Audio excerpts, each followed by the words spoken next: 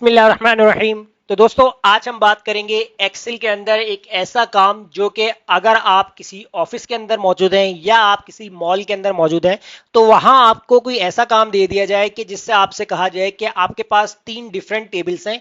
In different tables में से जो है वो आप मुझे अलग अलग यहाँ पर जो है प्रोडक्ट को सर्च करके बताएं कि अगर आपके पास कोई प्रोडक्ट है, आपने वो सेल की है, तो उसकी प्राइस कितनी है। अब वो आपके पास लिस्ट ए में भी हो सकती है और आपके पास लिस्ट बी में भी हो सकती है और लिस्ट सी में भी हो सकती है। अब ये देखिए मेरे पास एक शॉर्ट डाटा मौजूद है। अब इस डाटा को मुझे एक ही अपने सर्च टेबल में कैसे फाइंड करना होगा, तो इसके लिए आपको क्या करना होगा, वीडियो को एंड तक लाजमी देखना होगा ताकि ये जो मैं फॉर्मूला आपके साथ जो डिस्कस करने वाला हूं ये फॉर्मूला आपके लिए बहुत ज्यादा हेल्पफुल रहेगा। आपने सबसे पहले यहां करना ये कि जो आपके पास फर्स्ट टेबल है, इस फर्स्ट टेबल का डाटा आपको यहां सेलेक्ट करना है और इस डाटा को आपने एक नाम दे देना है। जैसे मैंने यहां पर नाम दे दिया लिस्ट ए के नाम से, इसको मैंने कर दी एंटर। इसी तरह मैंने सेकंड टेबल का जो डाटा है इसको सेलेक्ट किया और इसको भी मैंने एक नाम दे दिया लिस्ट बी के नाम से और एंटर कर दिया। और अब अपने मैं टेबल थर्ड को सेलेक्ट करूंगा और इसको यहां पर मैं नाम दे दूंगा लिस्ट सी के नाम से। अब देखिए मैंने इनको नाम क्यों दिए हैं लिस्ट ए, लिस्ट बी और लिस्ट सी, ये आपको फॉर्मूले में समझ में आएगा। अब लिस्ट के लिए हम क्या करते हैं, यहां पर हमने एक टेबल बना हुआ है, तो लिस्ट के लिए हम यहां पर डाटा में जाके डाटा वैलिडेशन को यूज करेंगे ताकि हमें लिस्ट जो है वो टाइप ना करनी पड़े, हमें यहां पर जो है वो ड्रॉप डाउन के थ्रू यहां पर सेलेक्ट करना पड़े। तो मैंने यहां पर ए लिखा, कॉमा लगा दिया, बी कॉमा और सी, उसके बाद हम कर देंगे इंटर। जैसे इंटर करेंगे तो आपके पास ड्रॉप डाउन लिस्ट बन चुकी है। अब बात करेंगे यहां पर प्रोडक्ट की। अब आपके पास कोई भी एक प्रोडक्ट है जो आप टाइप कर लीजिए, जैसे लिस्ट वन का यानी कि ए का डाटा है, आपने जीन्स यहां पर राइट डाउन कर दिया कि आपने लिख दिया कि इस जीन्स की मुझे प्राइस देखनी है। अब इसके बाद आपको यहां पर प्राइस निकालनी है कि प्राइस कैसे। अब देखिए प्राइस जो है वो आपके पास लिस्ट ए का देखना है, बी का या सी का, तो आप यहां पर कैसे और किस तरीके से फॉर्मूले से अप्लाई करेंगे, आपको यहां टाइप करना है इक्वल और इफ एरर का फॉर्मूला। अब इफ एरर हम क्यों लगाते हैं, क्योंकि फॉर्मूला अगर आप जब यहां पर कोई वैल्यू नहीं लिखते तो एरर आता है, तो उस एरर को रिमूव करने के लिए हम यहां पर इफ एरर का फॉर्मूला यूज करते हैं। अब वैल्यू हमसे पूछेगा तो वैल्यू के लिए जो है यहां पर हम वी लुकअप फॉर्मूले को यूज करेंगे। अब लुकअप वैल्यू जो आपसे पूछ रहा है, लुकअप वैल्यू के अंदर आप यहां पर सेलेक्ट करेंगे जो आपकी प्रोडक्ट होगी, तो आपने यहां पर सिलेक्ट कर लिया इस वाले सेल को। उसके बाद आपने यहां पर कॉमा लगाना है।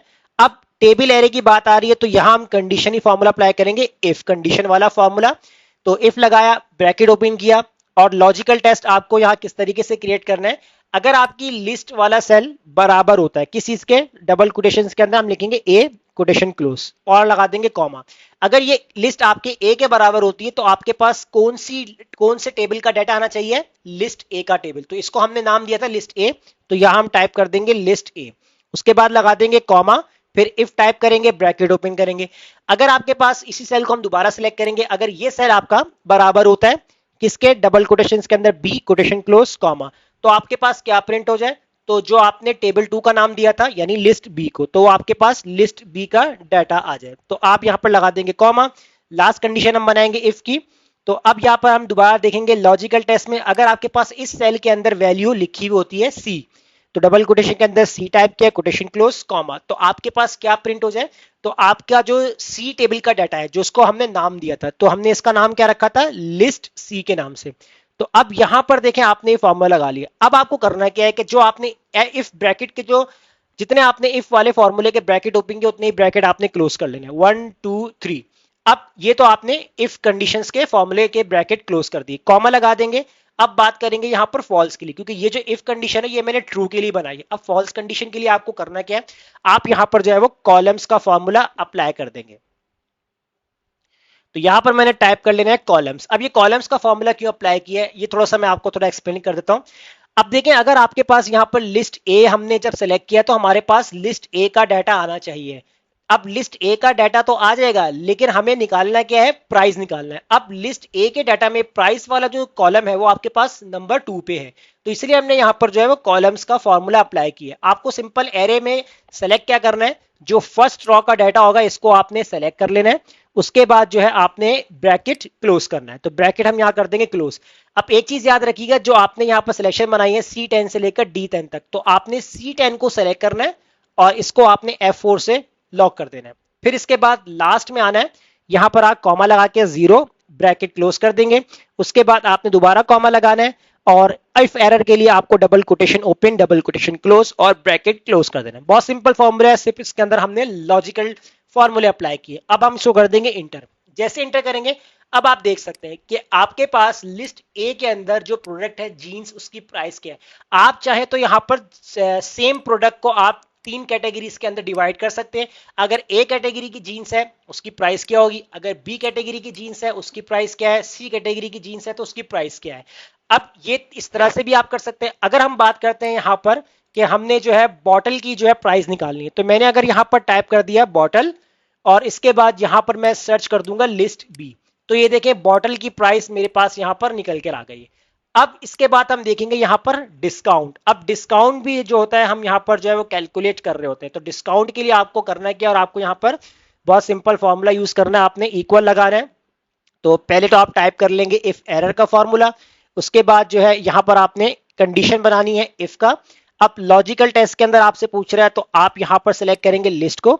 अगर आपकी लिस्ट बराबर होती है double quotation A double quotation close comma, तो आपके पास क्या प्रिंट हो, तो इफ ट्रू वैल्यू के अंदर आपने करना ये है कि ये जो आपके पास प्राइस है तो प्राइस आपकी जो है मल्टीप्लाई हो जाए। अब ए वाला जो हमने डाटा रखा हुआ उसमें हम कितना परसेंट लगा रहे हैं 10%, तो आप यहां पर मल्टीप्लाई बाय 10% कर देंगे। उसके बाद कॉमा लगाएंगे, दोबारा से आपने इफ टाइप करना है। अब आपने यहां पर दोबारा से इसी लिस्ट को सिलेक्ट करना है। अगर ये लिस्ट आपके पास बराबर होती है किसी के डबल कोटेशन के अंदर हमने बी टाइप कर दिया कोटेशन क्लोज, तो कॉमा लगा देंगे, तो आपके पास क्या प्रिंट हो जाए, आपकी जो प्राइस होगी इसको हमने मल्टीप्लाई करना है। तो बी कैटेगरी के अंदर हमने कितना परसेंट लगाया 8%, तो आप यहां पर जो है वो 8% के साथ इसको मल्टीप्लाई करवा देंगे। फिर इसके बाद लास्ट कंडीशन जो आपकी बनेगी कॉमा लगाएंगे, इफ लगाएंगे दोबारा से।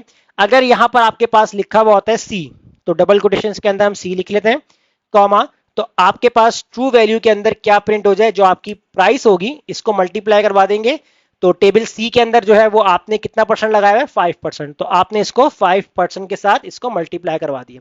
अब इसके बाद आपने तीन ब्रैकेट यहां पर क्लोज करने, कॉमा लगाना है, और इफ एरर के लिए आपने double quotation open double quotation close और ब्रैकेट क्लोज, तो इसको भी आपने यहां पर अप्लाई करना है और इंटर कर देंगे। जैसे इंटर कर देंगे तो देखिए 48%। अब देखिए बी कैटेगरी के लिहाज से है, अगर आप इसको मैनुअल टाइप करके देखें, अगर आप कैलकुलेट करना चाहते हैं तो आपको इतना ही परसेंटेज निकाल के देगा। अगर मैं यहां से चेंज करता हूं सी कैटेगरी और यहां से मैं चेंज करता हूं, जैसे मैंने यहां पर कॉफी सेलेक्ट कर लिया, तो देखिए मेरे पास कॉफी की प्राइस आ गई है, तो मुझे डिस्काउंट कितना मिल रहा है यहां पर 10%। अब फाइनली अमाउंट ये आपको कैसे कैलकुलेट करना है, इसके लिए भी जो है यहां पर आप फॉर्मूला अप्लाई कर लीजिएगा। तो हम लगाते हैं यहां पर इक्वल लगाते हैं, इफ एरर फॉर्मूला लगाते हैं स्टार्टिंग में। एक ब्रैकेट हमारा ओपन हो चुका है, एक और हम ब्रैकेट ओपन करेंगे यहां पर। तो सबसे पहले जो है आपकी जो प्राइस होगी इसको आपने माइनस करना है किसके साथ, आपके डिस्काउंट के साथ। उसके बाद ब्रैकेट क्लोज करना है comma, double quotation open double quotation close bracket close और इंटर कर देना है। तो देखिए ये आपके पास आ चुका है फाइनल अमाउंट। अब देखें प्राइस कितनी थी 210% आपको डिस्काउंट दिया जा रहा है, और आपके पास फाइनल अमाउंट कितनी आ रही है 190। तो इस तरीके से जो है पूरा आप डाटा मैनेज कर सकते हैं। अगर आपके पास यहाँ पर 1000 या 5000 या 10,000 में डाटा ही क्यों ना हो, तो आप यहाँ पर अगर इस कंडीशन से अगर आप काम करेंगे तो आप अपने डाटा को बिल्कुल प्रॉपरली मैनेज कर सकते हैं। तो उम्मीद करता हूं आपको आज का हमारा टॉपिक जरूर समझ में आ गया होगा। वीडियो अच्छी लगी है लाइक कीजिए, फ्रेंड्स में शेयर कीजिए और हमारे चैनल को सब्सक्राइब करना मत भूलिएगा। मिलते हैं नेक्स्ट वीडियो में, शुक्रिया।